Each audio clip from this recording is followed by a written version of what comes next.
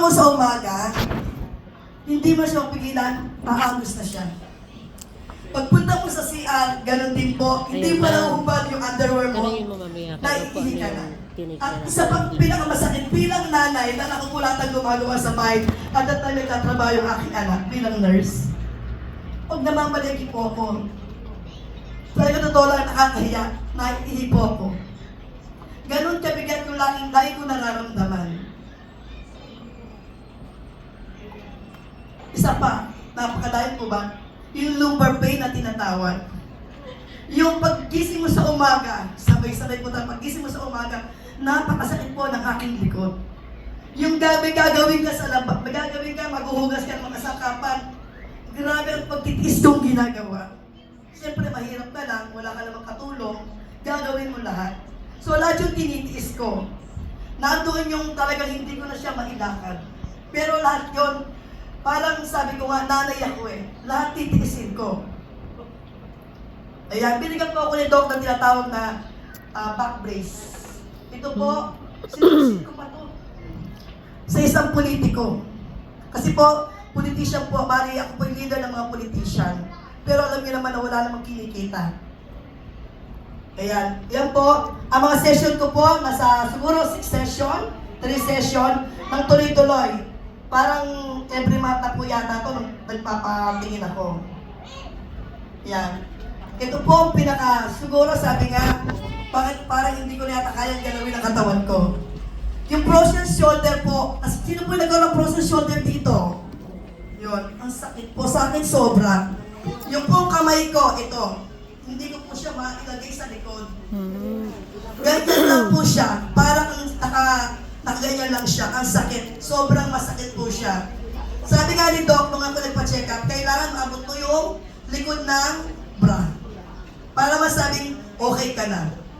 So, siyempre, sa araw-araw nagpa-check up sa Medical City, kahit po siyempre gumagamit ang HMO noon sa anak ko yung card. Yung nangyari po sa akin, ang pinakamasakit na hindi ko akalain na gagawin sa akin ng doktor. Iyan po. Ano pong tawag dyan? Sino po nakakalam ng ginagawang yan? Ano pong tawag sa ganyan? Maka-insulin ba yan? Hindi. Hindi yan insulin. Ano tawag dyan? Steroid. Okay? Yan pong steroid, hindi ang basta-basta tinutusok lang.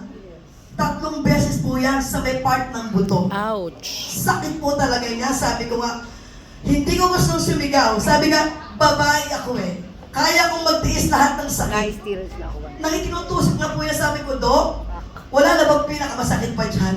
Yan po sabi ko, Wala daw akong hindi na malas, isang pero beses na bumababa ginawa, yung luha. 3 Sabi ng nanay, tusok niyang ginawa. 20 years old. Isang diretso, pangalawa at pangatlo.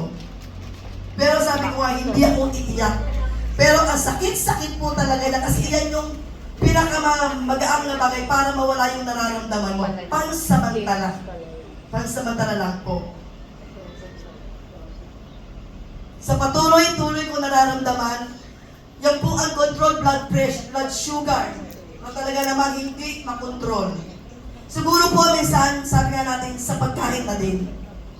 Pero siyempre, trabaho sa bahay, pag-iintindi, siyempre ikaw nagluluto, hindi mo naman pwedeng i-diet ang sarili mo kasi ikaw yon, kumakain ka. So hindi mo na iniisip yung mga pagkain na dapat mong kainin.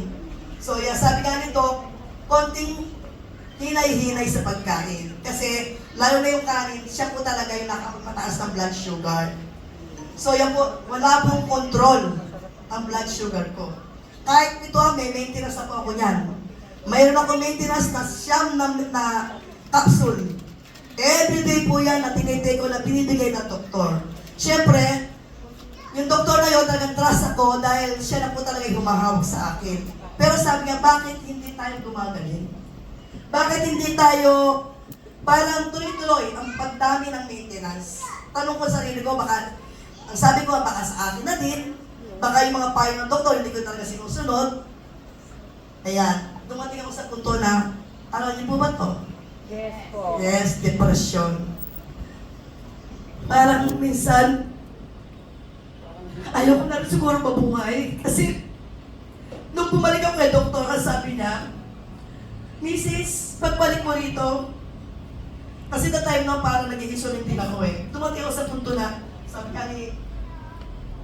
sabi nga nito, pagbalik mo ito, baka mag-dialysis ka na. Para po nag-iba yung mundo ko, kasi dialysis, kung ang magulang ko nga, yung mami ko nga hindi na buhay, mukhang buwan yun lang, na dialysis at sa hospital po mismo, nagdadalis na matay. So ano po yung magiging paniniwala ko sa dialysis? Siyempre wala. Negative ako dyan. Lalo ang mabilis mamatay. Pero sabi ko nga, ilalaban ko. Talagang wala na pong, parang wala na akong pag-asa. Nandun na sa loob ako ng bahay, umiiyak ako. Sabi ko nga, Lord, kung ito'y kaloob mo, wala pa akong magagawa. Pero Lord, bigyan mo pa ako ng isang pagkakataon para mabuhay. Gagawin ko lang kasi parang naghahanap ako ng isang bagay na kikita ba ako, gaganda pa yung kalusog ako kasi wala akong trabaho Ang isang HOA president, wala namang sahod. Wala namang kinikita, puro paglilingkod na walang sweldo. Pero siyempre, vision ko yun Parang paglilingkod ko yun sa mga miyembro. Para sa pag-aayos namin sa lupa. So yun. Pero dumating ang pag-out, parang sinagot niya, Lord, isang sign, bigay mo sa akin. Ayun po. Ayun nga po, nakita ko nga yung sesya na po kayo, masakit lang muna ko. Sabi nga, Ma, huwag kang iiyak, hindi nila maiintindihan.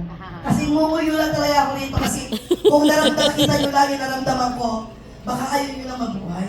Kasi lahat lahat naramdaman ko sa araw-araw. Pero because of hyper products. Sabi ko nga sa'yo, nag-iisip Sabi na nga, lang. nang pinatay sa akin ni Michelle Mabasa o apply ni Michelle Mabasa, yung products na to.